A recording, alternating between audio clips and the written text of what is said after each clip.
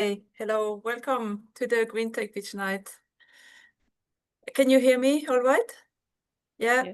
Okay, great. So let's start. My name is Mathilde and I'm your host tonight. Happy to have you here all tonight. I will share my contact details in the chat and you can do the same if you wish to share your details to start networking with the other participants. I will be sharing also the schedule and the link to the pitch decks. And tonight we have 6 companies that will be presenting. And you can, if you have any questions to the presenters, you can use the chat or private message. And yeah, shortly about the Startup Club, who are we? We are the one-stop shop for the global entrepreneur community. Our vision is to assist businesses in their funding rounds and growth by connecting entrepreneurs with investors, advisors, and mentors in the startup ecosystem through a series of pitch nights and investor networking conferences. Currently, we host pitch events in EdTech, Health Tech, Food and Agri-Tech, Fashion, Beauty, Luxury, and a newly added AI conference. I will be sharing the links to the free links to the events in the chat in a second. So as I said, we have tonight 6 GreenTech companies. Very happy to welcome you all tonight. I will shortly present the companies. Then I will shortly ask the advisors to introduce themselves, and then we'll start with the first pitch. So tonight, the pitch number 1 is called Deinland's solar development, producing cost-effective energy for the German industry by converting production facilities and land plots in power-generating units. This is presented by Hanno Schoklitsch from Germany. Hi, Hanno. Welcome. Pitch number 2, UGE PLC, Ocean as Unlimited Green Energy Source, presented by Dr. Thomas Noll, also from Germany. Pitch number 3, Lumo Energy, make your solar and battery smarter. Connect to Lumo's app and will optimize your home energy usage with Zander Gosling from the UK. Hi.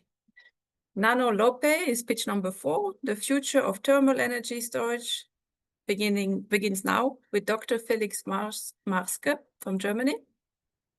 Pitch number 5, Floatech, European-based high-tech company specialized on developing silicon anodes for lithium-ion batteries with Fernando, Celaya, Prieto from Spain.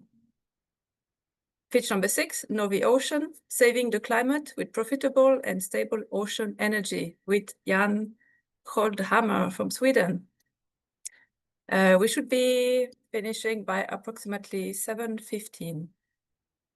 Yes, the format of the event is 15 minutes in total for each presenter, including pitch and feedback from the advisors. There will be a countdown clock of 15 minutes, and I will let you know when 7 minutes are up. That will be the end of pitch. And then when 15 minutes are up, there will be a signal from the clock. So when the 15 minutes are up, we will move to the next presenter.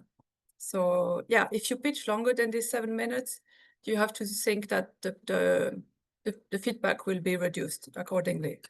But I will not be like forcing you to stop if you want to speak for 15 minutes straight. That's up to you. Yes, so now I would like to introduce you to the advisors who will be giving the feedback. So happy to welcome you here tonight. We have, let's ask first Gabor maybe to input. Yeah, Gabor, can you introduce yourself first? Yeah, sure. Hi, everyone. It's a pleasure to be here, and thank you very much. I'm glad that we can hear your presentation. I'm Gabor from Impact Ventures. We are based in Hungary, Budapest. We are impact investors. We are looking for startups that have measurable social environmental impact. That's why this pitch event is extremely important for us, because we are always looking for startups that are in the sustainability or in the climate tech field.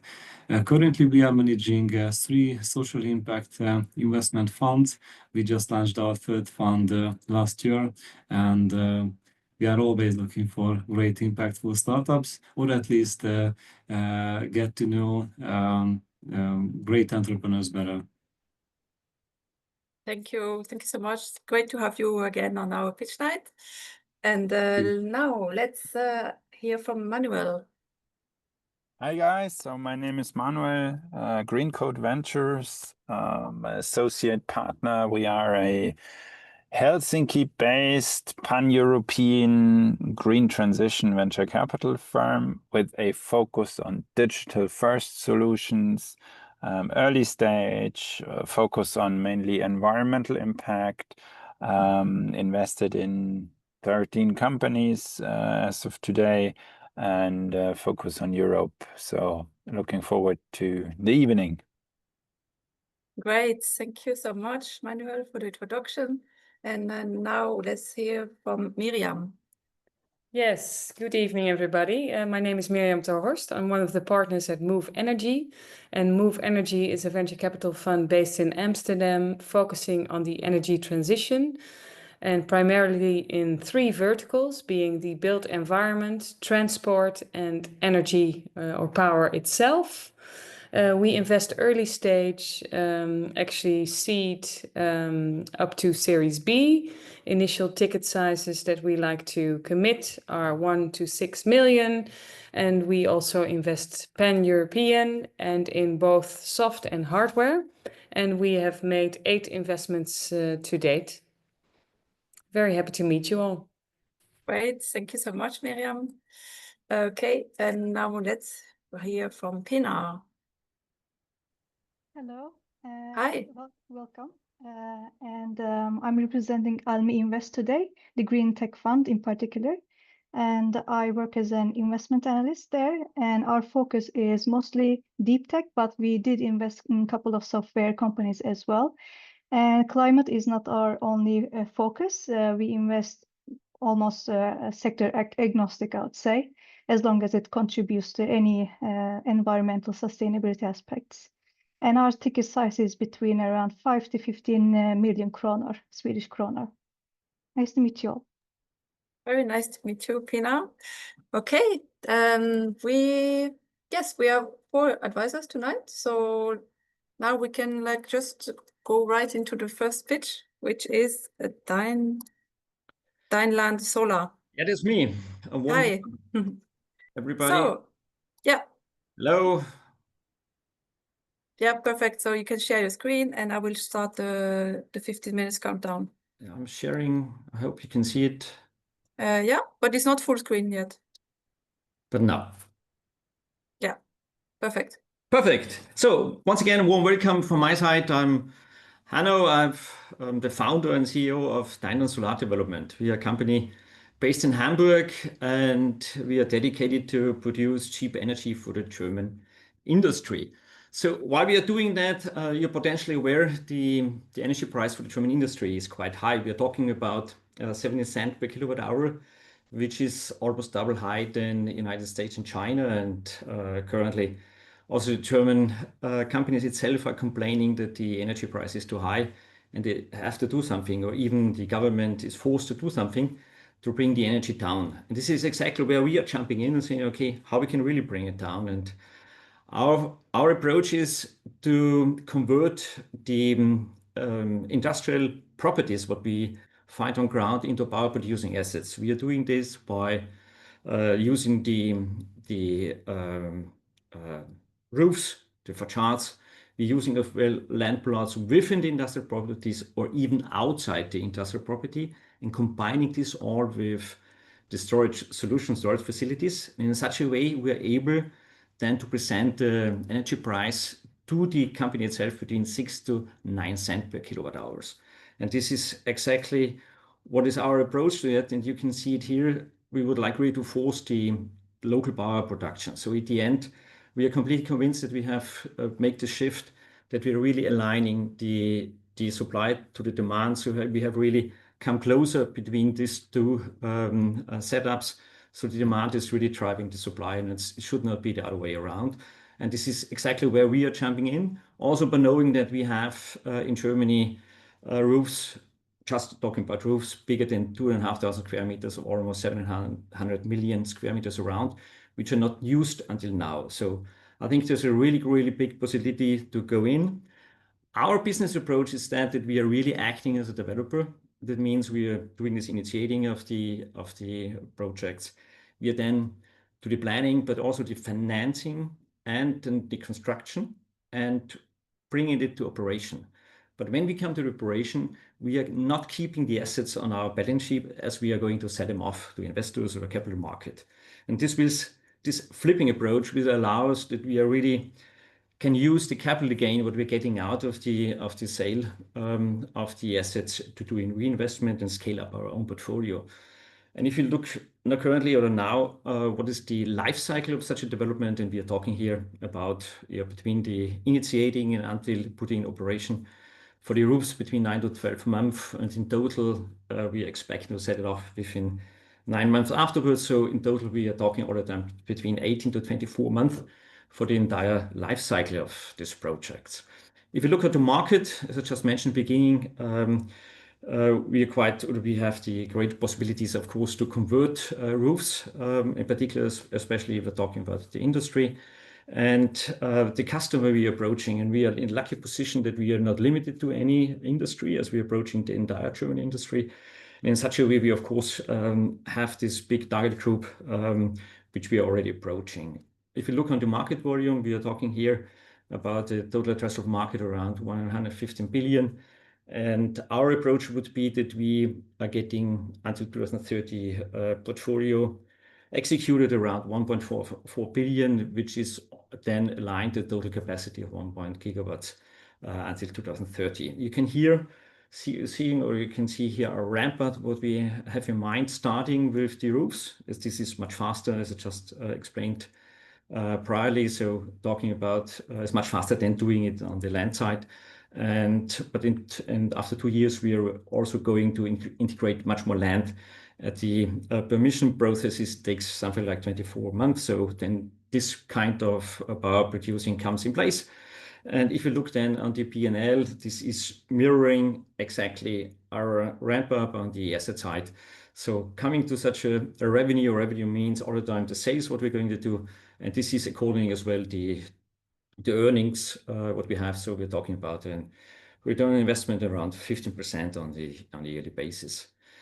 All this, what you have seen, is just possible if we also put a lot of technology. And we are fully aware that the things what I've shown you priorly and all these parallel setups of different projects really doesn't only works if we are really going to put much more digital approach into the development process. And this is exactly what we're doing. We have developed a geospatial engine which is called Enigma. We have done this together with Oracle, and Oracle is supporting this quite strong, so that we are really have the full digital setup of the German landscape, and we already done so that we have integrated around 140 million objects into the platform. So we know everything. We know each single building, but also each single power producing asset. Bringing this together is one of the things what we have is really strong gifts at the beginning, and then of course doing this kind of drones, building digital twins, and with such a digital twin, building up the building information modeling structure so that we have an entire chain to be started to be digital. Our pipeline is filled up. We are currently, as I just mentioned before, really concentrating on roofs. So we are talking about currently we have a real estate investor in respect to shopping centers, which is a 12 megawatt project. So then we are talking to a big industry company, which is also the first stage what we're going to develop around 25 megas. So these are the first approach what we have on our pipeline. And the arc, if you just look at what we would like to achieve, is if you just look on 28, yeah, this is definitely, we would like to recognize as the really tech-driven solar developer. This is based on what we have seen prior to that. So really how we can digitalize the entire development chain and really to bring the project in a fast way to the market. The competition, we have competition, and our USP there is that we really have the customized approach. The mass market setup doesn't work with the industry, as we really have to see, okay, in which way we are putting this and how we are discussing this definitely with the industry. And we have certain requirements which we of course have to fulfill. It's not like working in the same working like you put any solar panel on residential homes. This is not, and I think other differentiation is really the flipping. So not keeping it on the balance sheet which is of course also then reflected that we are lowering the holding risk as it's sold off in such a way. Take the capital gain, as I just mentioned at the beginning. And this, I think, is really the differentiation what we have. Investment arc, we are talking of 3 million. 3 million, you can see it here, is mainly also used to capitalize our SPVs. SPVs, so the single purpose vehicles, are built to hold the different projects. So we are really capitalizing then the SPVs and using the money doing the planning and all this kind of stuff. And in such a way, we considering by taking in mind the project pipeline, what I have just told you, that this will be the takeoff for us, as we're not keeping it. So really have this capital recycling should give us or should allow us really to make this as a takeoff. And really, at the end, really telling you it would be great and feel free to join us. And I think it's really now the way, or now the time to do it, especially recognizing what I just mentioned at the beginning. We have to lower the energy price, but we also have to see that we are really coming back or bringing the German economy back on track, but also knowing that the demand is increasing.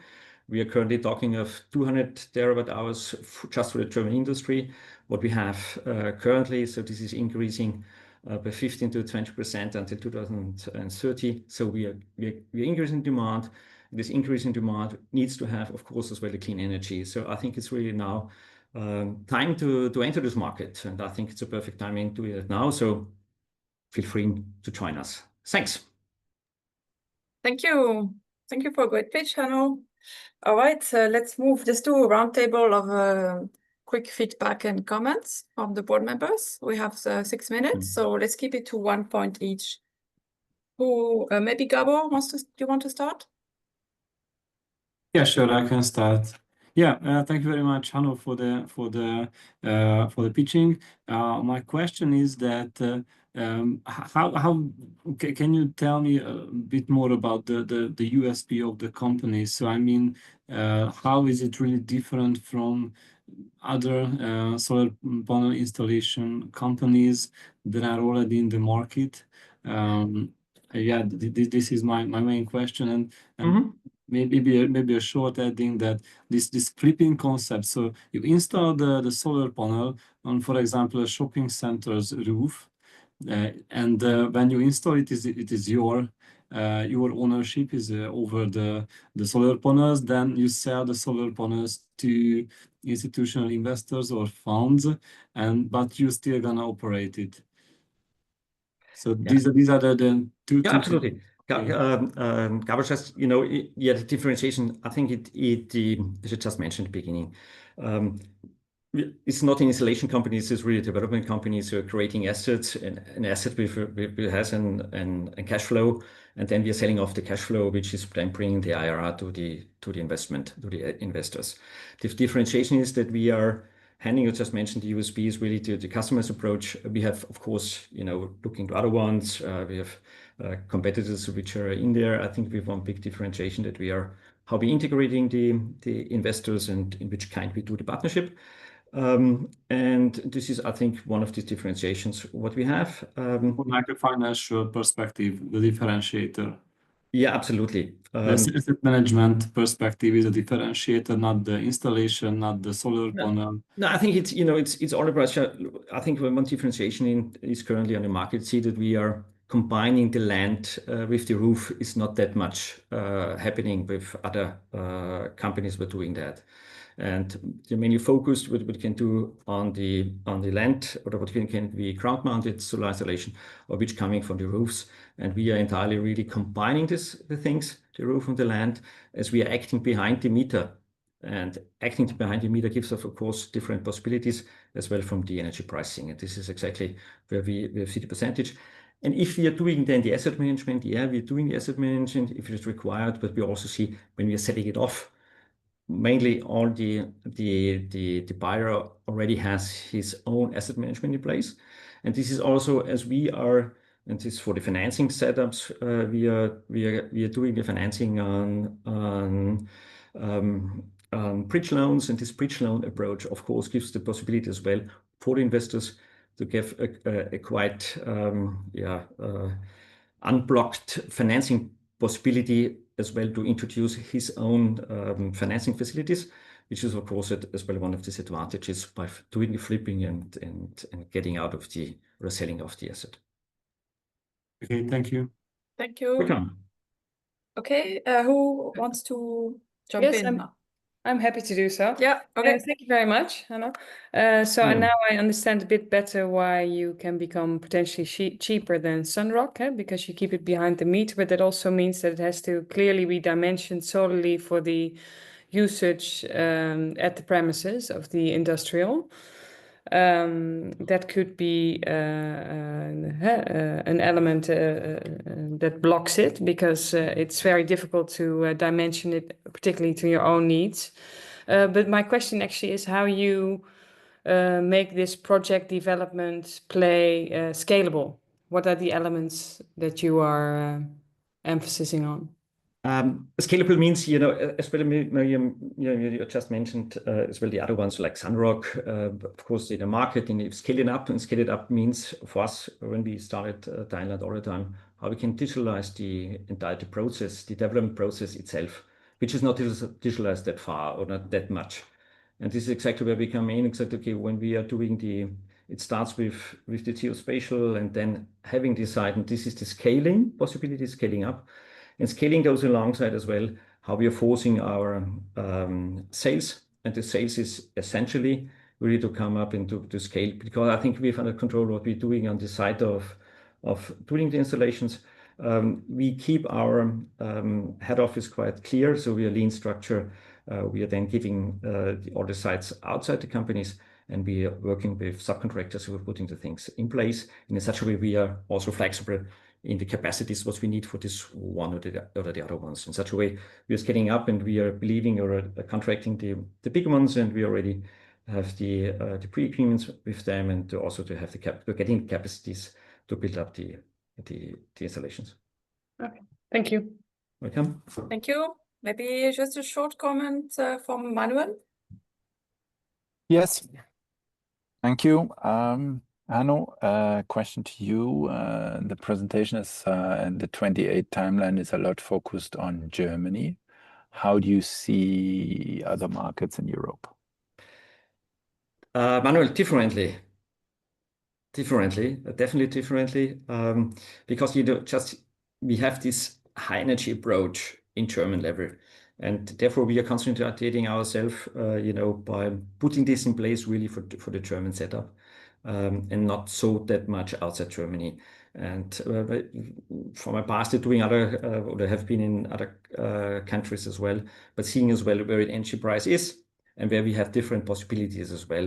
And currently in Germany, I think we have the third biggest economy in the world, so we have really a lot of possibilities, and concentrating really on Germany is our target on that.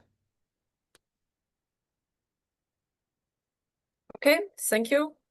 So we don't have the time for the last feedback. Pina, maybe you can write it in the chat if you want to share your question or feedback. And Absolutely. Hanno, okay, great. Thank you, Hanno, for the pitch. Thanks. And everyone. Thanks. And let's move to the pitch number 2, which is UGE PLC with Dr. Thomas Noll. So Thomas, when you're ready, you can share your screen, and I'll start the countdown. Yeah, started. Yes, I can see your screen. Not large yet. Now I see it perfect.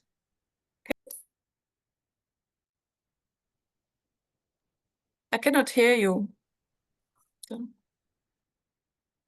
Thomas, maybe you're on mute?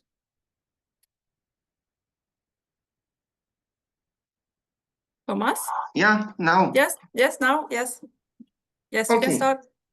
So thank you for invitation. I am Thomas, co-founder of Unlimited Green Energy, in short UGE. And yeah, as a short introduction, why does it not work here? No, I cannot proceed in the animation.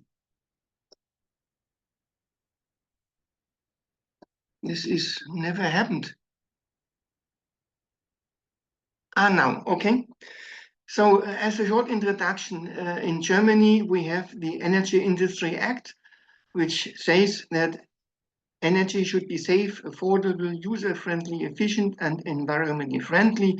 And we believe that this can best be fulfilled by using liquid green molecules, like methanol, for instance. And here 3 comments: as UGE produces energy on platforms on the ocean, like you see here, you can combine the production of hydrogen and methanol at the place, and thus you will be able to remove all the problems in the hydrogen value chain and introduce instead a new circular carbon economy, which I will explain at an example. So the other thing is that the energy transition needs green molecules. You may have heard about the term the molecular transition, which is needed in order to make all the other energies green, which today use fuel and gas in the heating and traffic sector. Another example recent ones is that maybe due to the high transmission costs of up to $4 per kilogram hydrogen, companies like shown here announced already quit and stop approved projects. So this is some kind of warning. And yeah, what can we do? Our capital, we are both retired, is the experience of 2 senior physicists, and what we now need is capital for hiring a team, which then will have the task to install the first small prototype in the ocean. This slide is now about the ocean as an unlimited green energy source. We can convert energy, in this case heat, via a so-called Rankine process using a turbine for production of electricity. This is a basic concept. And if we look at the efficiency, this is shown by this simple equation. If we now like to know the efficiency, we have to look at these 2 temperatures. And you can get this just by looking on certain maps, like here shown here for the air temperature. It's up to 30 degrees in the preferred region close to the equator. And if we look at the T-cold temperature, which is in the ocean about 1,000 meter depth, you have to look at the so-called thermoclines in this figure low, and you see that below 500 meters we have about 4 to 6 degrees. It's constant. And if we like to produce also a byproduct which is possible, which is water, clean water, desalinated water, we have to look at the humidity concentration in the air, which is in the equator about 25 gram per kilogram air. So let's now look at this interlinked process chain which we utilize, and let me start with the Rankine cycle again with these temperatures just mentioned. And we have basically 4 integrated follow-up processes. This is first electricity production, as I already mentioned, via the turbine. And then we have the hydrogen production via coupled electrolysis. And we have third, the production of green molecules via power DX synthesis using CO2. And the fourth is the CO2 supply. This can be in the future. Once this is economic, this can be direct air capture. And a speciality of our process is that if you combine them, we can use process heats from electrolysis and synthesis for increasing the T-warm temperature and thus rise the efficiency. The other option would be to clean the duct filters from the CO2. An alternative, which is now related to what I mentioned, circular carbon economy, can be realized in the meantime when we still have fossil-powered plants, like shown here on the right, and the left is a UGE plant, and what we have to do to just share oxygen versus CO2. We give the oxygen to the power plant to make oxyfuel production, and they then can separate easily CO2 and give it back to the UGE plant. Very simple. If we like to realize also the water as a byproduct, we have to take care that the evaporator shown here is able to act as an air dehumidifier, which is a known concept. All this will then be mounted on a platform, and at the end of the day, we can sell all these yellow mark products to an existing world market, which is strongly growing. And I think the most important thing is that we are really 100% renewable. We are 100% autonomous, no cable from the platform to land, nothing besides this CO2 pipe and the oxygen pipe, and it is available with a 95% probability, which is much, much ahead of PV and wind. So let's now look at the levelized cost of methanol in the light of 4 megatrends. Let me start with this picture, which shows the production cost of methanol as a function of the precursors, hydrogen and CO2. Red is fossil, and the blue is the green one today, and the estimation for 2050. For this, we have to look at trends which are given in literature. This is this for DAC, which is going down all the year. This is this for hydrogen. And yeah, if we now look at the crosses of today and tomorrow, we can identify here the points, which is $670 per ton a day. If we go to 2050, we will fall down to 290. And if we utilize the circular economy, we will go down to 250.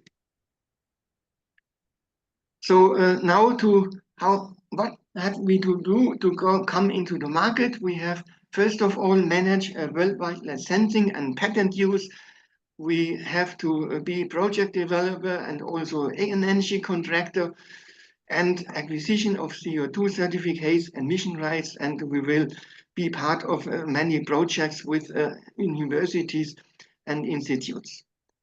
The good thing is that we can say we are not too late, because more than 99% of the work is still not done. Now looking at the return of invest, we made a simple calculation for a 100 megawatt platform with 600 millions. If we look at the expenditures, this is mainly financial load and OPEX, and sums up to 58 million a year. If we look at the revenues by selling of the products, we will end at about 190 million euros, and this can be easily transformed into a return of invest of 4.5 years, if this is all true.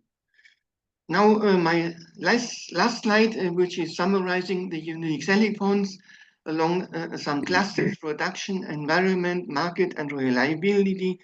I like to shorten this and like to say it's a win-win situation for everybody, and it may also trigger new megatrends like less migration and less risk of energy wars.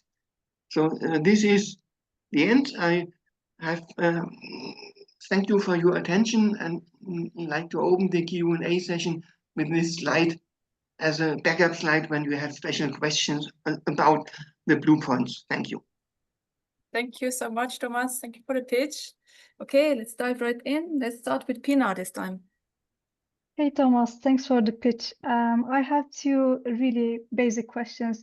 First thing is about the patent. Where are you in your product development? Do you have a pilot? Do you have a patent pending? What's the status on that? It is still pending, but it is in a good condition that it will be approved. It is a PCT patent. Okay. Nice. And my second question would be, so have you done like a cost comparison analysis between P2X plants on land versus ocean?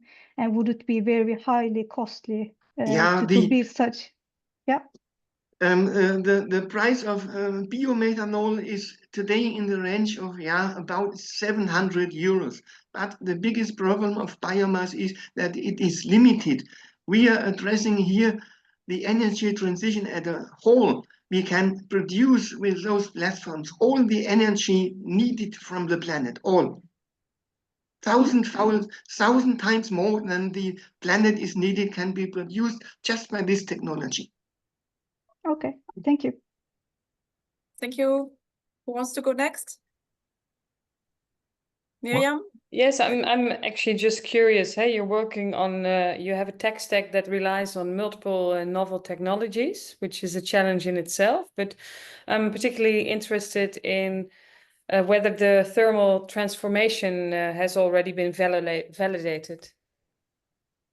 The use of the heat in the ocean is an old thing. It is about 80 years old, but this has another name. This is OTEC, Ocean Thermal Energy Conversion. It's a technology which we reinvented because it had so many problems, like corrosion problems in the evaporator, like very thick cold water pipes which have to be pumped. The difference for us is that we don't pump water, we pump the refrigerant, so the working fluid, and by doing just this, the diameter of a pipe will shrink from 10 meter, like OTEC, to 1 meter. And this is a very big hurdle, and in the patent we have really reinvented OTEC, and this is part of the claim. Okay, thank you, but still to be piloted, yeah. Yeah, what we now need is really to make the pilot a real demonstrator. The work has been done so far that we can start. We have a plan how to proceed. This will be a study, a thermodynamic study. Then we will have a laboratory demonstrator. And after the laboratory demonstrator, we will set up a small demonstrator, maybe 1 or 5 megawatt, with a real process on the ocean. Thank you, Thomas. Thank you, Miriam. And Manuel? Thomas, thank you. Particularly, thank you for your trust in our capabilities to understand what you presented, particularly when you said, like, it's very simple. And then you come up with a diagram where I was like, really like, so I see you're the expert. At the beginning, you mentioned something which was like, you guys are the inventors. And then you were like saying it's all about the team. So what would you require as a team from competences and capabilities, and what would be your idea of like where to start? What is the core team? How fast does it have to grow? And so on. Yeah. The task which we have to do is, because all the components are existing. We have just 4 components of such a Rankine cycle. Maybe I have here a slide. Where is it? It's not here. We need 4 components. This is an evaporator. This is a condenser, which is in our case located in 1,000 meter depth. And this is new, a small challenge, no big challenge. We have a CO2 turbine, which is very small, existing on the market, and we have a pump. It's just mechanical work to assemble a working system out of existing components and to interconnect the components so that we can use the heat from the processes for heating up, for superheating of the gaseous refrigerant. So it's just an engineering task, and insofar we will start with an engineering team. We need of course, also expertise a little bit in oil and gas industry, in platform setup, and I think that we can really also reuse existing equipment. The infrastructure cost will go down dramatically because nothing has to be set up. We may be able to use methanol in trucks today used for oil and other petrol. Existing a new hydrogen truck is very, very expensive, and this is contributing to very high cost of the infrastructure for a hydrogen economy. Thank you. Thank you everyone for the feedback. Gabor, maybe you can use the chat to put your points down if you want. We have to keep the timing, so we will go now to pitch number 3. Thank you, Thomas, again for joining. And Thanks also. Thank you so much. Pitch number 3 is Nanolope with Dr. Felix Marske. So Felix, whenever you're ready. Yeah. Perfect. I hope everyone sees the first slide. Perfect. Yeah. Yes. Yeah, wonderful. So yeah, I'm Felix, the CEO of Nanolope, and we are the heat storage startup from Berlin. So we want to rethink how heat is stored and energy is stored in the future, and we will do it with these lovely materials that you can see on the first slide. So we tackle one of the biggest problems worldwide. It's the heat transition, which is directly connected to the energy transition, and it makes a lot of problems, especially for real estate companies. Also, we talked to a lot in the last year, and they are all complaining about high renovation costs and nearly an endless flood of new regulations from the European Union. Means they don't know if they invest now money, if they have to invest in 5 years again money because of higher energy standards. So in Germany, I'm not sure if you are a little bit familiar with politics, but we have now a little crisis. Means there are no society solutions, no political, no technical solutions there that can really solve energy transitions. And that makes the people angry. That makes the real estate companies angry. That's something we have to solve. And that's what we are doing with Nanolope PCM, which is a novel heat storing ceiling panel. With this panel in your flat, you can save up to 50% of your heating costs. If you are a landlord, you can then also increase the rents by approximately 15%. Means everyone has a win-win situation. So, but what does it cost? Very easy. 9,000 euros per 100 square meter brings you a saving of 1,000 euros a year with an amortization of 9 years. It's still shrinking the amortization because of the higher carbon dioxide tariffs. For example, they will be going down up from 55 euros a ton to 250 in 2030. And this is not magic. It's happening because we have a much higher energy density than normal ceiling panels, which are made of gypsum or concrete. It's 24 times higher. And the best always comes to the end, means our material is also proved sustainable.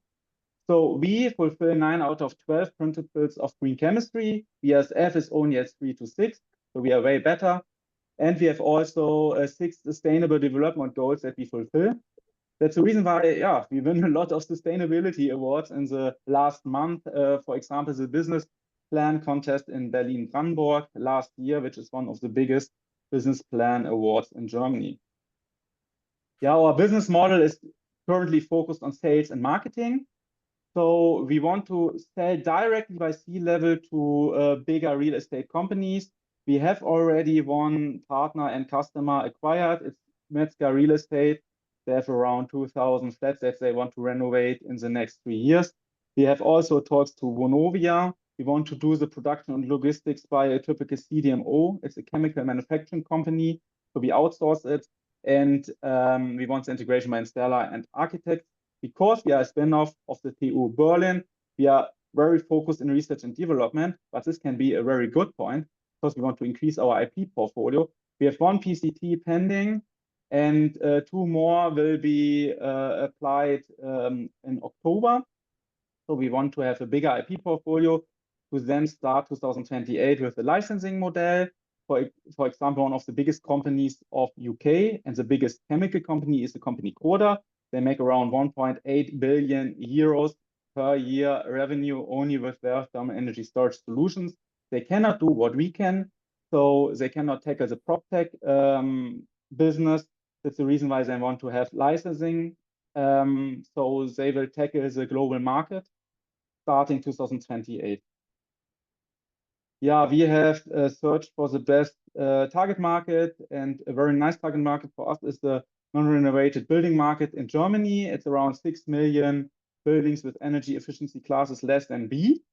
So there around 300,000 are annually renovated, means a serviceable, obtainable market of around 3 billion yearly and a total one of 70 billion. So big enough. Yeah, we have ambitious goals, means in 5 years we want to have a revenue of 80 million euros. Looks tough, but in the end it's only 7,000 flats with 100 square meters. We don't need so many customers in the end. So we want to do the scale up. We are currently at 1 ton per week to multiple tons per week by cooperation with chemical service manufacturers. We are doing next year's 4 pilot projects, starting with 3 flats in Berlin with Metzger Real Estate. And we will also build up our own sales force, which is more targeted into convincing C-level of real estate companies, as door openers and more specific persons. And then we will also do our licensing model. Yeah, sometimes properties are better than if I tell you something, because you can directly see the properties, all the unfair competitive advantages that we have in the PCM market. PCM is phase change material. That is the base of our base technology of our materials. We have a 10 times higher energy density than the competitive product of National Gypsum at a similar price tag. Drilling is possible. That's not possible for DuPont, and we are also the only product that is sustainable. So if you want to cover 50% of your heating costs by material, you need less than 10 years amortization for our product, and for example, for National Gypsum, nearly 100 years. So we are the first PCM construction material that is also cost effective and not only increases the thermal comfort of flats. So we have a top team of 4 persons. Our first employee and CSO is Shivai. She's chemist with over 10 years of lab experience. We have Eric, a CTO, and also has worked multiple years in heat tech and prop tech industry during his study. We have Dominic. He is our youngest member. He is our CFO, serial entrepreneur of 2 startups. He was also working at a bigger enterprise before. He's doing our business financial improvement, and I'm also a all-rounder and also the inventor of Nanolope PCM, the material behind our ceiling panels. Yeah, we are backed by top-tier advisors. For example, John Warner. He's under the top 3 chemists worldwide. He's serial entrepreneur of over 40 startups with over 300 patents.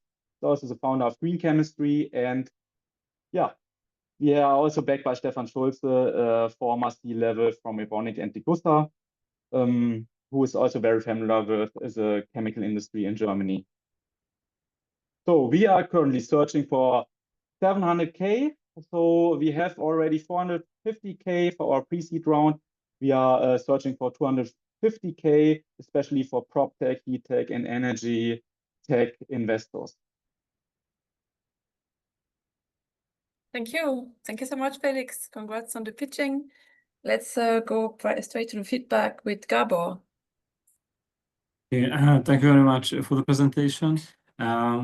Maybe I didn't get it right. So just interested in how many panels have you sold recently, or how many could you tested? So because I see the comparison to DuPont and the solutions, so I'm just saying how many panels could you tested, and also how many panels have you sold recently? So we are currently in the state that we will do our first pilots. That's also the reason why we are in pre-seed and not seed fundraising round. And we already have one bigger real estate company. They want to have three flats equipped with our solution. Then we have also one pharma building, which should be completely equipped with our material, also starting this year. Then we have also some smaller flats. We have another real estate landlord who has over 60,000 square meters, who he wants also to equip. So we start in his project with 3 multi-apartment staircases. So he wants them in staircases, and he will also give us 300 to 500K revenue in next year. Yeah, I see. And you made a comparison to other competitors. So you could tested something to make that comparison, right? So yes, we tested it also in mid-size, means in boxes and containers, but we don't have a demo. And what is what is behind your solution? Why is it so much better than the others? It's so much better because, for example, BASF has concentrated on the wrong things. They wanted to use these, also it's the technological behind is phase change materials. They can store a lot of energy by melting and release it by freezing again. The problem is they are relatively incompatible with gypsum and concrete materials. That's the reason why BASF has, for example, produced for shell structures, impregnated it in nanostructures, also like a powder, and mixed it to gypsum and concrete. The problem is you cannot mix much to it. So our competitors can only use 3 to 10 weight percentage of phase change material, as a substance that is active for the energy storage into their composite boards. And we can do up to 85 weight percentage, so much higher. That's the reason why we have higher energy densities. Okay, thank you very much. Thank you. Thank you, Gabor. Okay, let's hear the pin from Pina. Hey, Felix, nice presentation and very impressive team you have. I have some technical questions. First of all, I really want to understand your product as PCM more in detail, because PCMs have been around for a long time. And what is your differentiation point there? And when you compare yourself to competitors, do you compare your product to all insulation materials or just PCM materials for those brands that you named? Also insulation material is something completely different, because phase change material technology is more an passive cooling and heating solution. And insulation material is only stopping the heat from going from in to out. So this like, for example, PCM solutions can help your flat during summer because it stops overheating. So for example, in our case, everything above 21 degrees Celsius is absorbed in our material. What makes it different, I already told before, is the amount of phase change material that we can impregnate in a composite material. We are at 85%. The others are at 3 to 10. They cannot add more. If they add more, they lose their shape. So that's the biggest problem. So we are more like pure phase change material instead of concrete or gypsum. So this sounds like a very premium PCM we are talking about. But then my second question would be, have you considered other use cases than real estate, for example, like aviation? Is it among your plans for the future? Yeah, we have stopped our work with VW and Varta because the conditions were too harsh. Also like in battery sector for cooling batteries, it's the problem is that they have a very tough regulation. So it's not good for startups to begin with batteries, perhaps later on. But it's also very important, for example, Koda, the enterprise behind us, they are also using a lot of phase change materials for cooling applications in medical applications or in food industry. So this is also something why they want to have the license, because you can see here, there's a small cylinder, you can just add it to any transport box, and then it's a perfect cooling device in the end. Very nice. Congratulations. Thank you. Manuel, would you like to give your feedback? maybe a quick one, Felix. Feedback. You mentioned you are the inventor, but you also said you are a spin-off of TU. So I think one of the most important aspects, if you want to acquire external funding, is the question like, how is the IP situation?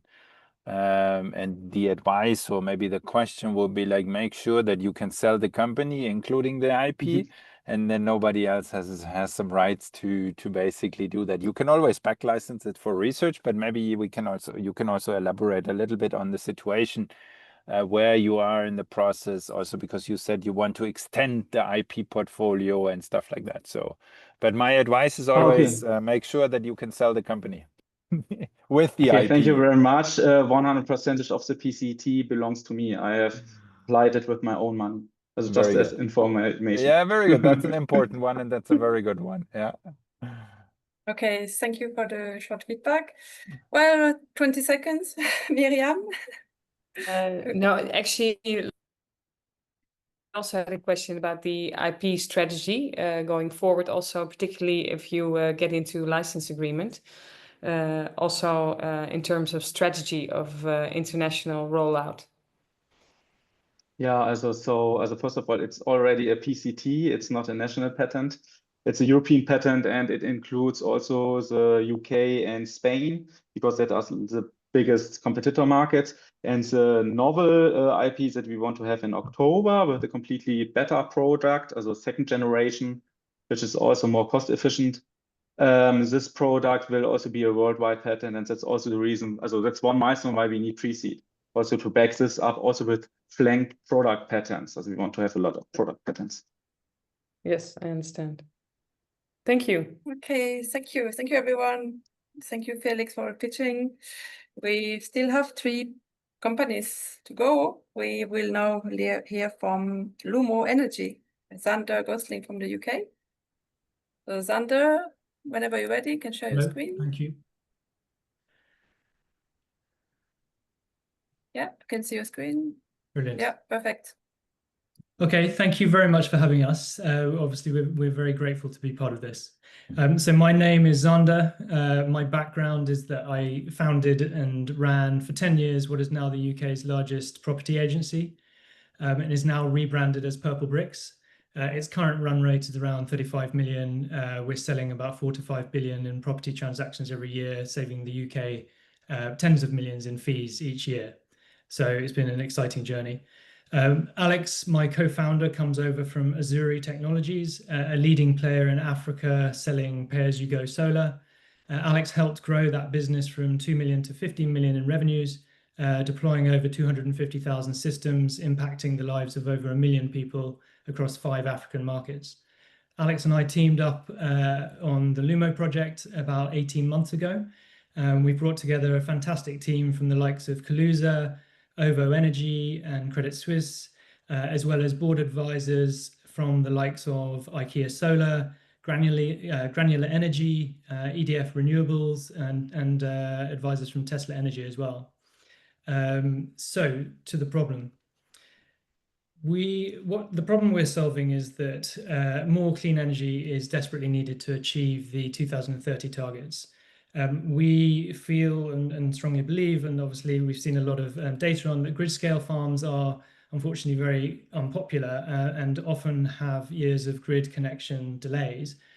We feel that the public and the governments are getting back behind the residential solar market, and in the UK, for example, it's a sort of rooftop revolution is in the press quite a lot. So we really feel residential solar can save the day. But adoption is currently way too slow. So our solution is we've created proprietary residential energy optimization software that holistically optimizes home energy systems. So that's solar, battery, electric vehicles, EV chargers, air source heat pumps, etc. Reducing customer bills to 0 and making them some money on top. This will increase our installer partners' conversions, opening up the market and unblocking the residential solar market, really helping to turbocharge the transition to renewable energy. So put simply, we make home solar and battery systems much smarter. An average customer can now save almost £1,200 per year with a Lumo optimized system. And this is about 30% more savings than via a standard unoptimized system. The earnings that we make can be used then to reduce the net cost of financing, opening up the whole market in terms of affordability. Our systems basically then help unlock this lower cost financing, and it really helps create instant bill savings in a lot of cases, as you can see in this table. So that's on a net cost basis, taking into account the savings that we make for the customer as well. So if customers pay for the whole system, we're obviously then improving the return on investment from 12 years to about 7 years, creating an additional £10,000 of savings over 20 years. And here's how we do it. Thanks, Zander. In terms of how we do it, essentially we built the Lumo Brain, and this is an optimization engine that sits in the cloud. And the first thing it does is it connects to multiple devices, starting with solar and batteries, but also, as Zander mentioned, electric vehicles, heat pumps, smart meters. And with that, we're able to simulate energy flows throughout the home. We're able to optimize and then control the various devices in an optimal way. We're also able to maintain these devices over the lifetime and help installers sell it. Just a bit more insights into the engine. So what it does is it looks at demand forecasting, how much energy is being used in the house, how much is used by the EV or electric heating or cooling. Then it looks, what are the different sources of supply? So in terms of the rooftop solar, or is it from the grid, or in terms of grid balancing events? Then it looks around the house. What batteries can I play with? Home battery, EV battery, or thermal batteries? And then come up with the best control strategy to reduce costs and minimize carbon. The great thing is we don't need any hardware. We just need to effectively have a customer or installer download the app that connects to these devices through open APIs. Once we're connected, then we can take control. We can gather the data, optimize it, and immediately start saving customers money. And we can continue to monitor those customers and how they're behaving in their devices to make sure that their systems are performing consistently. Zander? So our core UK, obviously we're starting in the UK before we're rolling out to Europe. Our core UK GTM strategy is to scale very quickly via B2B2C, low CAC model, via partnerships with mid to large scale installers, either bundling our software with new systems sold or selling the software as a subscription to existing users. So what this does is it opens up two marketing segments. The first segment is the 15 million homes that are currently available for the solar sector. 1/3 of these 15 million homes, so 5 million homes from our surveys, are already interested in solar within the next 3 years, but there's something blocking that pipeline. Obviously we believe that we are really helping the installers to unblock the blocker, which is affordability, the ROIs, and a little bit of the communication strategy. So the other segment is the 1.6 million existing solar systems, half of which need better optimization. They may have batteries already, but the other half don't actually probably have a battery. So we're able to upsell a battery to those people. And the exciting thing is that we can access this market easily via our installer partnerships, which will help us sort of enhance the benefit that we can bring to those installers who have previously installed the system and left the customer alone. So we can then go back over their customer book and open it back up for additional monetization. So it's a good way for us to get into a partnership with them. We are also able to approach that 1.6 million existing solar systems through a direct-to-consumer model. We've already addressed about 500,000, sorry, we've already identified about 500,000 of those addresses. So just to keep going, sorry, our software gives us a great opportunity to enhance installer partners' systems, but we're also keen to help them sell this. So we're using clever sales tools such as savings calculator powered by our enhanced data to help them sell more systems. We're also working on customer aftercare, fleet monitoring, maintenance, and device upgrades, maximizing customer satisfaction, as well as helping them access the full potential of their lifetime value. In terms of the opportunity, as Zander mentions, there are 15 million households in the UK. Roughly 180,000 of those every year are upgrading to solar and batteries. But we need to triple that number to get to the UK's net zero targets. How do we do that? We need to move beyond the early adopters. We need to make the systems a lot more affordable and a lot more cost efficient to get there. Now is a great time to do it. Consumers are still very much focused on energy efficiency. The grid is starting to break, and so there's a lot more noise about that. Hardware is becoming a lot cheaper, so battery prices have come down with introduction of EVs. And as Zander mentioned, there's a lot of government and regulatory support. In terms of competition, we mainly see partnership opportunities. You've got the OEMs, great at hardware, not so good at software. We can turbocharge them. You've got the utilities, they're conflicted. They want to sell more energy, not less. And they've got smart tariffs, again, which we can help them roll out. You've got grid service providers, critical service, but they need a channel and they need customers. Again, we see all of these as potential partnership opportunities. So what's the plan? We've made good progress today. Zander and I funded the business so far. We've built the algorithm, and that's been working on our test system. We've got an app in the App Store. We're running a beta trial, and we've got strong interest from 3 of the top 10 installers to sell our solution. The revenue model is that, again, for installers, we're selling that as a bundle, £495 for 10 years worth of optimization. They get to bundle this with hardware and sell the smartest system on the market. For customers who already have a system, we can just do a £50 per year annual subscription, and we see additional upside in terms of flexibility markets and green financing. The plan is to get to 500,000 customers by 2030. We're launching in the UK, and about 25% will be UK, and then we'll launch into Europe in 2027. And the goal is to get to 100 million of revenues, 70% gross margins. Last but not least, we're raising a pre-seed round of 800 to 900,000. We've already closed 555,000 together with Fuel Ventures. And really the goal over the next 12 months is to launch and validate our product, develop our tools, get the installer partnerships and 1,000 customers, but ultimately get to 500,000 annual run rate of revenues. Thank you. And we see the home of the future as being with zero bills, and with your help, we can hopefully make that a reality. Thank you. Thank you, Alex and Zander. Okay, let's hear Miriam's feedback first.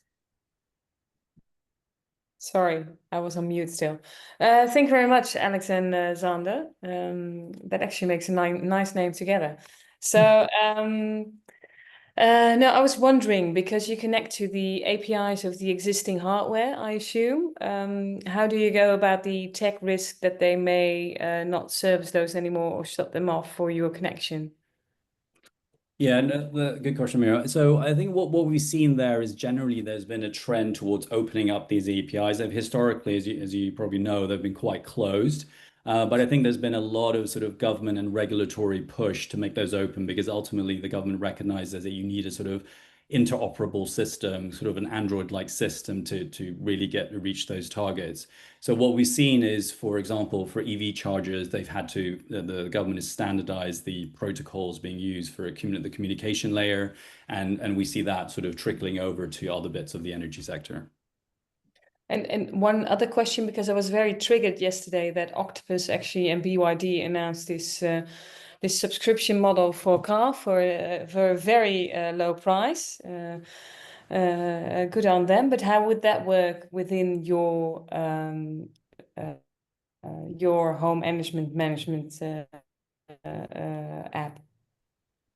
Yeah, absolutely. Good question. So Octopus, yeah, we saw that as well, and it's great. And so what we see is a lot of these utilities are thinking about V2G technologies. How do you work with the EVs, etc. But what's missing is that who is representing the consumer. So the utility is a little bit conflicting. Are they optimizing for themselves, or are they optimizing for the consumer? But at the same time, what we're seeing is that a consumer home consists of multiple things. So yes, you may have an EV, but you also have a heat pump, you also have a solar panel. And so the whole idea for us is that we work with Octopus, so we leverage some of their smart tariffs as well to making sure that what's the best tariff to work with? How do we optimize that? If you put an EV in there, I mean, ultimately Octopus has 15-20% market share. We work with all utilities around the UK. But I think, again, we see lots of partnership opportunities, and they need a consumer champion, and that's us. Okay, so my advice is start working on the trust element most. So trust is actually what you sell. Yeah. Yep. Absolutely. Thank you, Miriam. Manuel, feedback? Yeah, maybe two questions. How do you get the installer partnerships, or how do you approach this? Like, is it and what makes you kind of unique about them to go with you? That's question number one. And the second one is, you spoke a little bit like vaguely about afterwards we go into Europe. Are there any preferred regions for you that you would see first in line when you jump across the channel? Alex, if I take the first bit, feel free to Yeah. jump. Excuse me. With regards to installer relationships, I mean, when we first started sort of just casting out a net to get validation and feedback on the concept, and we actually got initial interest from a few of the largest. I mean, we were very surprised, actually. We were expecting it to be more of the sort of mid to low scale, but we got the sort of mid to large scale installers who are really interested in this, giving them an opportunity how to communicate the data, the savings data better. But also the problem with the market is very undifferentiated. There are many brands that the consumer doesn't really know. I think really the only brand they know is Tesla. So they're very reliant on the installer to promote the best brand to them. And the installer really knows in the heart of hearts that all the batteries are the same and all the solar is the same. So we're giving them something to really stand out from the crowd and boost that result from, you know, most installers are advertising sort of 80% saving with solar. And we can help them advertise 0 bills and, you know, another 20% on top that they can then utilize to offset the financing. So it's a great tool. So on top of that, we're really expecting to increase the conversions of these installers and then utilize that data to go to more installers and really hopefully start to snowball the attraction in that way. Thanks, Alan. Yeah, in terms of EU markets, I guess we have a sort of couple of a sort of selection criteria in terms of, you know, how many existing solar home systems are there, what are the growth rates, what are the local sort of energy or utilities doing in terms of the smart tariffs. And I think if you look at the EU, smart tariffs are being sort of mandatorily rolled out. But in terms of answering your question, I think the top 3 markets we have at the moment are probably Germany, Poland and Italy. If we look at Germany, what's really interesting there is there's obviously been a big push. I think there's like 4 million systems that have already been deployed. They have batteries, but not optimized. So, you know, really interesting to go after that market. And then likewise, you know, Italy, that's the sort of an interesting market to go after. And again, Poland has been quite sort of quite forward thinking in terms of some of what the utilities are doing there as well. So I think it's, at the moment, that's our top 3, but you know that may change obviously as we do more research. Thank you. Thank you, Manuel. Okay, maybe Pina, do you have like a very short feedback? Yeah, I was about to ask about your competitors in the UK and where they are in their journey very shortly. Yeah, I mean, I think it's really early days in terms of competition. As I said, it's more, we see mainly partnership opportunities. Most of the competitors, in terms of why do we think we're going to win versus everyone else, we think in terms of the team, we absolutely believe we have best-in-class optimization. The second thing is in terms of our GTM working with installers, no one's really doing that, and that provides another moat. And then finally, the consumer app, this is like, if we own the consumer, and like, even if there's this, you know, another optimization partner, and they'll stick with us. So, you know, as Miriam was mentioning, it's about building trust, and that's why we kind of carefully crafted this to be a B2B2C model. We can't forget about the C, but we need to work with the B as well. And so that's how we've sort of structured the business model to be the most defensive we can possibly be. Amazing. Can I just add the app that you're seeing is version 1, version 2 is about to be launched, and it's much more consumer friendly. Just wanted to add that. Thank you. Okay. Okay, congratulations once again, Zander and Alex and everyone. Thank you for the feedback. There's no time for Gabor's feedback, but you can connect with Gabor maybe offline, or we have to keep the schedule. We have now 2 more, Floatech and NoviOcean. So now it's Floatech's turn with Fernando. Hello. Hello. Hi, Let me Fernando. know. Let me know when you can see my screen. It's starting. Not yet. Yes, I can see your screen. Okay. Perfect. Hello, I am Fernando Celaya, CEO of Floatech. Floatech is develop and manufacturer of advanced materials. We are a spin-off of the Technological Center in Madrid, IDEA Materials, and we want to improve the life of the people and the health of the planet. The first problem that we would like to impact is the climatic change. Excuse me, I cannot right now. Just a second. The first problem is the climatic change. You know, the mobility generates 30% of the CO2 emissions. And although we know that the electrical vehicle is the solution, the transition to EVs is facing some critical bottlenecks. The graphite is limiting because the availability, performance, and scalability of mobility is expensive, is slow in charge, short in range, and is not scalable because more than 90% of the material is controlled by China. The solution is silicon anodes. Silicon is cheaper, is a second more abundant material in the world, and we don't need any kind of solvents or additives. It's fast in charge. We can charge the current batteries in 10 minutes. Long range, more than 1,000 kilometers range, and is scalable. With our technology, we can produce kilotons of nanomaterials. The opportunity is very big. It's growing 28% interannual, and the size of the business is 50 billion euros in 2035. By this time, silicon anodes will become probably the standard in the market. On top of all these advantages, we also can reduce the cost of the material by the half of the cost of today graphite. We have this potential at the same volumes that we have right now in the market. The value proposition of Floatech is a global solution that implies silicon material, second more abundant material in the world, and that provided all this good performance that I already mentioned. And nanotechnology to avoid swelling that happen during the charge and discharge of the batteries, and proprietary process that is patented under 3 families that provided scalability, competitiveness, sustainability. We are 80% reduction of the graphite footprint, CO2 footprint.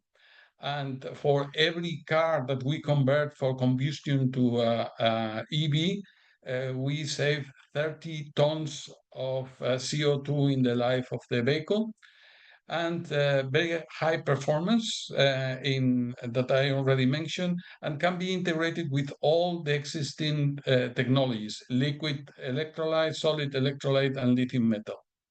The process is simple. We use a gas and a catalyzer that create nanowires. These nanowires are collected in a kind of paper-like material, where instead of cellulosic, we have nano silicon on it. This material is flexible and is self-standing. We press with copper, and this is the material that we sell to our customers. The our business model is a B2B. We sell the materials, so-called C-coil, and also two key manufacturing process licenses for partners. Our customers are OEMs in consumer electronics and automotive, and cell manufacturers and designers. The main difference with our competitors is our process, proprietary process. We use a chemical industry process instead of semiconductor thin film process that is used for the rest of our competitors. Our capex is 1 order of magnitude less than our competitor, and our OpEx is also cheaper. We have the scalability, the competitiveness in terms of cost, but also the customizable nano textile material. The intellectual property is well protected with 3 family patents in Europe, Asia, and America, and we have a freedom to operate in all the main markets. The team is formed by the founders, that is Professor Juan José Villatella, that have a long experience in the industrialization of nanomaterials with nano carbon tubes, and Richard Saufele, that is our CEO, that made his PhD based on this technology. And myself, I have been working for a long time for double-digit growth companies in electronics and photovoltaics. We have another 5 members in the team, engineers, and we have 3 investors that we already raised 2.4 million in Floatech. The equity story, okay, we start with research funding still in 2016. In 2021, we founded the company. In 2024, we have the first 1.4 million. Recently, in May 2025, we have another million more. And we are now looking for a Series A to go to market and design for industrialization. Right now, of this capital, we have committed half of it on our current investors and public money that they will put 0.9 euro per every euro of private capital. And we will go to market 40%, scale up 35%, and we are building a digital twin to make faster escalation of the process. We can simulate the reaction in the reactor, and we can test it before we test it in the real R&D reactor. And the rest of the money will be for the team. We have a seal of excellence for European Commission, and we are also a step. This means that our strategy technology is aligned with the European policies and needs. And that's all from my side. Thank you very much. Thank you very much, Fernando, for the presentation. And let's move to the Q&A. Let's start with Gabor this time. Okay, thank you very much for the presentation. I think it's an interesting solution. From the presentation, I get that you are currently have a pilot plant, right? And how is going to be the timeline when you build the commercial plant for this? What's going to be the capacity? Right now, we have what we call demo plan. Demo plan have 1 megawatt-hour year capacity. This means, to give you an idea of like 10 Teslas we can produce in a year with this size of the plant. The Series A is to make the production reactor that will multiply by 10 the capacity that we have today, and copy paste this reactor. We want the next step is a Series B, probably in 2028, of 30 to 50 millions, to create a capacity that will go between 0.5 and 1 gigawatt hour year. This will be mainly for electronics and small component sizes. And then we would like to use this learning to license our process for gigafactories. What we expect is that our partners make the investment and that they have the needed for these gigafactories. Then we will jump it to the gigafactory side by probably through partnership. Okay, I see. Okay, thank you. And then what percent of the next plant's capacity is covered by the LOIs or the pipeline? We are now making the qualification, and we are signing joint develop agreements. The plan is that before we close the series, we will have 3 of these joint develop agreement, and by far will cover the capacity that we will build. Okay, thank you very much. Thank you. Thank you, Gabor. Pina, would you like to give your feedback? Yeah. Very nice pitch, thank you. And my question would be about the EV market in Europe. As you know, it's not doing well in Europe. It's been going on for a while. So do you see a big risk there? Because I understand that your big focus is EVs and not other use cases. And how easy would it be for you to pivot if you were to do that? We produce anodes for every kind of technology, every customer, everywhere. Most of the contact that we have right now are from Asia and Europe, and some also in the States. We don't see a big issue with the market. The market is going up and down, but it's very big anyway. And the main problem in the market is the escalation that we needed really to cover the number of vehicles that they want produce it. We are open to. We are also focused on other applications like electronics, eVTOLs, the vehicles that have the takeoff and landing in a vertical mode, robots, the drones, anything that need energy and move, you know. And we are not worried about. What worries us is that we are not able to escalate at the time, and we lose this opportunity, you know. That's We don't nice see problems. Yeah, I understand. My very short question would be also, who are your suppliers? What kind of suppliers do you work with? From which countries?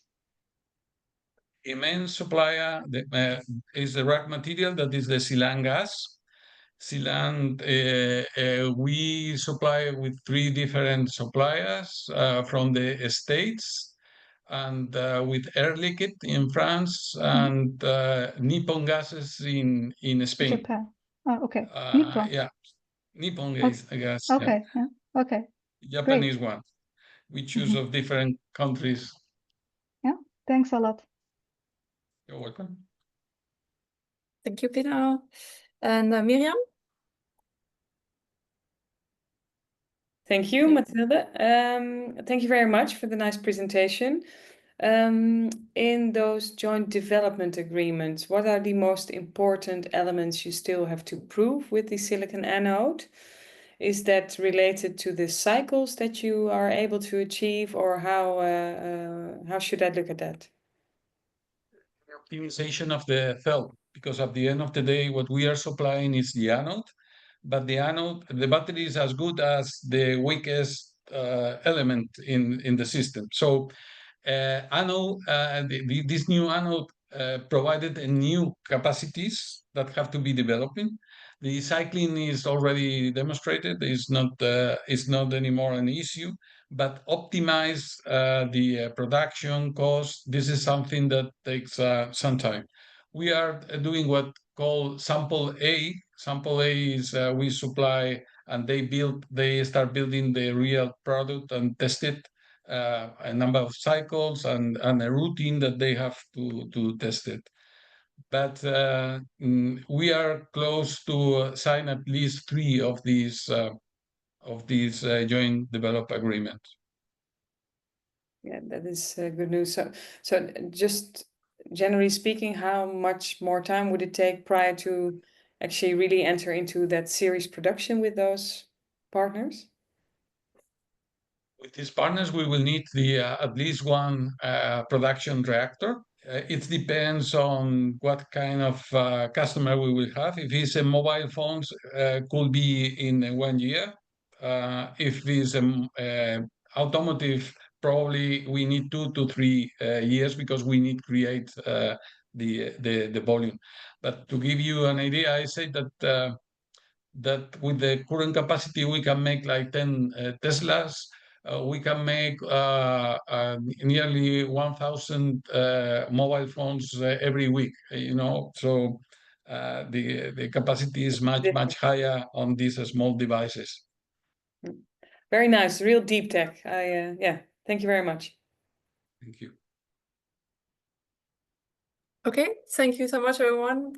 Manuel had to leave a bit earlier this time, so we are now 3 advisors. So yeah, let's move to the last presenter then. Thank you again, Fernando, for pitching. Thank you. Thank you. Thank you. And the last presenter is Jan with the company NoviOcean. So Jan, whenever you're ready, you can share your screen and I will start the timer. Yes. Yeah, I can see the screen. Let's see, I'm trying to get full scale here. Yes, good to meet you all, and thank you for the patience. Last company out this evening, so I hope you still have sharp ears. So NoviOcean, we are the hybrid future of offshore energy, and I'm trying to get something fun. Yeah. And we are saving the climate with stable and profitable ocean energy, which is our mission and goal. And that's in the unicorn size, what we're talking about. So right now, out to sea, you can see here wind and solar, very much unstable. And in the background, you can see Germany's consumption for 1 month, and wind and solar does very little. 40% of the time, there is no wind and solar. Battery storage, which we just talked about, by the way, is good, but very expensive once you get past a certain amount on the total grid. If you're up to 80% wind and solar, your energy cost will be 10 times higher. Impossible. So batteries, good for vehicles, not for grids. And also the price varies a lot, as you can see on the right side here. When you have a low wind and low solar, price is high, for instance. So NoviOcean offers a stable alternative, providing independency also from fossils, which is important these days. And you can see here again, top left, wind power, very much unstable. Wave power next, much more stable. But thankfully, they're out of phase with each other. So when there's low wind, there's high wave and vice versa. Combining this, you get up to 50% base load, meaning the need for very expensive battery, which is impossible to cover the grids, is much less. We have 2 models. Here is a prototype of Alta Wave and powering a small island at larger scale, which will be out to sea, 38 meters long and lifting 600 tons. And it's multi-award winning. Only 1 unit, 1 megawatt on this size. All validated, all results are matching. Wave time tests and third-party simulation, etc., etc. Now we're also developing the midi-wave system. Why is that? Because many locations around the world have smaller waves, e.g. Asia Pacific, global East Coast. This picture is a bit primitive. It is made from our computer system or the MATLAB system, so it's just like from that one, but it's really based on the exact same principles, which is tested again and again. Wave power, smaller floats in the front to take the smaller waves, and 1,000 square meters of solars and wind power, vertical wind turbines. And we can also, have on board desalination and battery storage when there's needed. Those markets are also very huge going forward. So the future of offshore energy will not be as today's single system. It will be hybrid, because we can replace the costly systems, because they each need separate permits, sea areas, structures, moorings, cabling. If you have it all in 1 unit, you save in all those 5 aspects. That's the future. Like the Swiss knife, all in one. Cutting capex and LCO by 50%. That's the logical future of offshore energy you will see, no doubt. So this one has wave power 20 kilowatt, wind power 350, solar 200 kilowatt. Later on we can go to 2 megawatt. Swiss knife again, because we can add on to desalination and battery storage. hydrogen production, optional tidal power as well. All can be on the same structure. And also interestingly, according to 4 different science reports, if we combined with offshore conventional wind turbines below them in the same array, we actually increase the output from those turbines by 10%. 10% free money for those guys because we make a turbulent layer underneath. In addition, of course, we can get more energy from our system. So that's a market you want to be in. Why? Because it will double in 25 years, doubling. You don't want to be here. In the other ones, the coal, oil, and gas, they're going to go down by more than 50%. Electricity is where you want to be.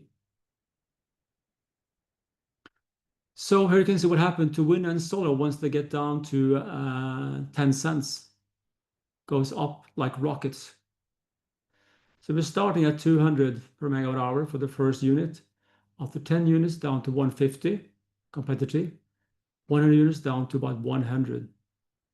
That's the unicorn potential. Same as wind and solar. Hybrids is the future. So we are starting not with the market in Spain, for instance. Starting very good paid. All this on the left side, they have cost of 20 to 40 cents wholesale prices. Profit from day one. Once you get further on, this market, use much as well. Profits 50-100% per megawatt hour. And then you go on to low cost or not low cost, but cheaper markets. And then, of course, the normal markets like Germany, for instance, anyone else. Actually, we can also be in the North Sea, by the way. And that market is rather large because even possibly by 2030, could have contracts signed for 500 megawatts. And by 2050, you remember that graph showing the market size? Possibly 100 billion. Unicorn. Example, just Canaries. They want to be renewable by 2040. That market is 3.4 billion, just that market. So where are we? Well, we've been doing stage 1, stage 2, stage 3. We have spent about 3 million in grants and some from me as a founder. And now we are going to stage 4, the Material 7 full-scale deployment of the Midway first. Afterwards, the stage 5 and forward. So we're looking for 2.5 now first to have the first unit in the water. And the valuation, of course, is up to you to decide later on, but the valuation potential is very high, as you see in the lower scale there. So our phase 1 is to have this one in the water. Just the main structure with 1 turbine on, some floats and some solars. Cheap to build, 2.5 million is what we want to investment. That will also unlock 1 million, which we have approved from grant funding from Celaya Life. So 2.5 will be in the water and have it shown, have onboard investors and other ones coming there. Stage 2, or phase 2, 2 more million, a total of 5 million, all in the water certified and ready, and then commercial final contract signed. This Swiss knife, I want to go into all the details here, but there's lots of advantages. And I can also show you, we have entered 5 different innovation competitions in China and globally and in Sweden. We never became number 10, never number 2. We won them all. The team is very varied with a mixture of business people and mechanical people.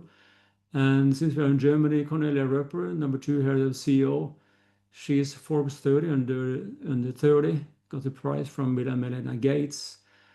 Stefan Hayes, professor from KTH, John very experienced, Naila in Thailand, Eric, etc. More people also helping out in various competences from business to specialists in various teams. So that's where we are. Thank you for the attention. and happy to answer any questions you might have. Thank you very much for the presentation, Jan. Let's move to the Q&A, and let's start with Pina. Hey, Jan, nice to meet you, and happy to see a Swedish company here today. And Yes. in our portfolio, we have a very similar company called the Core Power. Maybe you know it. It's Yes. they're based on wave energy only, without the wind. So it's Yes. very exciting to see a combination of them too. And I actually have many questions, but I want to have more focus on your investment plan and how are you going to do this pilot project, a bit more details on that, and how long is it going to take, etc. Yes, short time, little money into here short. Basically, we want to have looking for the lead investor, of course, as always. We have a few smaller ones signed up, and the 2.5 will then trigger this 1 million in grant funding, just waiting for the co-funding. And we'll build it most likely in either Deinland shipyard in Holland or by Hidramar in Canaries. And because it can be built to 70-80% by a shipyard, then we just mount onto from suppliers the wind turbines and solars. And let's say we are experts into the wave energy systems during these years we've been doing that, and have also patents. We have actually have 3 patents in 20 countries on that wave energy device. Can also add 3 more patents on this system here, by the way. So this will be done from investment comes in. It will take about 1 year to have it in the water. And then for the second phase, 6 to 12 months more. So all within 2 years from the funding, we'll have it out to sea, certified, ready, have people coming on board, signing contracts for the full-scale system. All those places where you have high energy costs. Amazing. And a follow-up question: how did you pick those pilot project sites? Why not Sweden?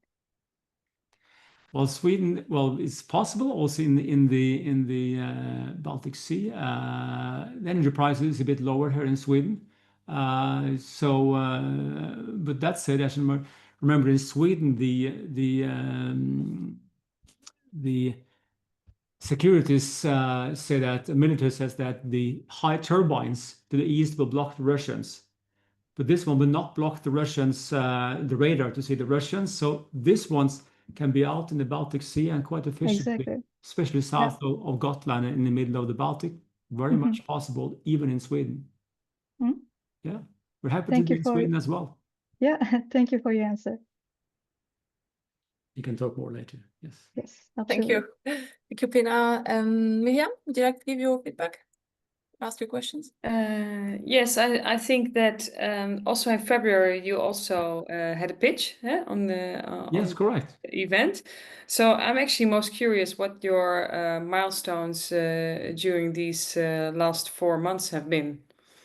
It's more on the construction and design, build simulations. Basically, our professor Stefan is razor sharp on those things. So we're just making more and more on the technical side while we are looking also on the funding side. But we are just going deeper and deeper in that, basically. So we have more and more knowledge, more and more, let's say, numbers confirming the performance. And also working with suppliers on the wind power, solars, etc., and more experts coming into. So now the timeline when we have the funding is shorter to get going and have this order by a shipyard than it was 4 months ago. So have the money, we'll build tomorrow. Thank you, Miriam. And now we'll hear from Gabor. Yeah, thank you very much for the presentation. I'm interested in how the business plan itself develops. So if you reach, for example, the stage, I should say stage 7, which means that you are there is a commercial deployment. It means in the future you became a producer of this kind of equipment, or you're gonna be energy company. So what is the big goal to become after the tests are successful and you can go commercial? It's very good that you asked, Gabor. It is several ways to go there. The build on operate is a big one because since you can have more than 100% profit margins per megawatt hour in many, many locations, if you have the capital to own and operate, it is good. Of course, PPAs also are relevant, but then the most of the profit goes to the PPA owner. But that's a little bit in the future. So first, I would say turnkey will be the start, and licensing with licensing productions all around the world, because shipyards can build this thing easily. And then, of course, build on, operate, and transfer is also a possibility. And of course, partnership, joint venture with utilities, all those are possible ways to go forward. But I think turnkey first, and then I think PPAs are around the corners, and then build on, operate, or partnership as well. They're all possible. It depends how good advice we get from investors like you to find the way forward. Yeah. Okay, thank you. So you're mainly looking for investors that has a long-term perspective when they invest, right? I think we should be listed in 5 years on one of the stock exchanges, because once we're out to sea there and we have the contract signed with several users which do not want to have large expenses on battery storage or cannot have this big wind turbines out to sea. When we have those contracts signed, I think a listing would be most likely within 5 years. So I think 5 years is perhaps a long time for some, but it's also a shorter time for other ones. So the numbers you will see very soon. I think we can say that if you look at competitors like Core Power or whatever, I think our valuation will be in the range of 150 million within a couple of years when we have this thing in the water from now, I mean. And that means a 15x on your investments on the first investment.